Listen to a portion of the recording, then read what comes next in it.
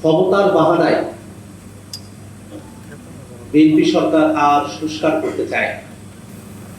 স্বরাষ্ট্রমন্ত্রী যেমনটা বলেছেন যে সংস্কারের বাহানায় যদি নির্বাচনটা হতে দেওয়া না হয়, সে কারণে তারা জুলাই সনদে স্বাক্ষর করেছেন। অনেক কথা বলতেছিল, তারা বলেন নাই। জিনিসটা এখন উল্টে গেছে। বাস্তবতা হলো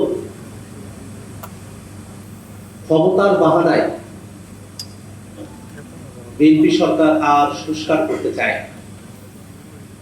তারা ক্ষমতাকে নিরঙ্কুশ ভাবে উপভোগ করতে চায়, কিন্তু নির্বাচনের মধ্য দিয়ে নির্বাচিত প্রতিনিধিত্বের উপরে যে দায়িত্ব অর্পিত হয়, সেটাকে ক্ষমতার দৃষ্টিতে দেখার যে মানসিকতা, সেখান থেকে তারা এখনো বের হয়ে আসতে পারে না। তারা বারংবার নোট অফ ডিসেন্টের কথা বলছেন। কিন্তু ঐক্যমত্য কমিশনে যখন আমরা আলাপ করেছিলাম,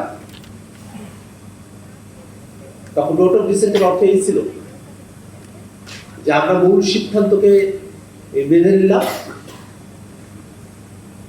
যার একটা ভিন্ন মত আছে তিনি সেই ভিন্ন মতটা উল্লেখ করে রাখলেন। কিন্তু ভিন্ন মতটা, নোট অফ ডিসেন্টটা এখানে মুখ্য বিষয় নয়। এখানে মূল যে সিদ্ধান্ত, যে সিদ্ধান্তে রাজনৈতিক দলগুলো এবং ঐক্যমত্য কমিশন উপনীত হয়েছে, সেটাই এখানে কার্যকর হবে। একটা বিষয় এই কারণে বলে রাখা প্রয়োজন যে গণভোট হয়ে যাওয়ার পরে বিএনপি কোন বিষয়ে রাজি বা কোন বিষয়ে নারাজি নির্রাজি, সেটার মুখ্য বিষয় হতে পারে না। সেই গণভোটের বিষয়গুলোর দিকে তাকিয়ে দেখি। তারা বলছে 4টা কোশ্চেনের মধ্যে 3.5টা কোশ্চেনে তাদের আপত্তি নাই, আধাটা কোশ্চেনে তাদের আপত্তি। আমরা আসলে ক্লিয়ার হতে চাই যে গণভোটের কোন আধাটা বিষয়ে আপনাদের আপত্তি ছিল।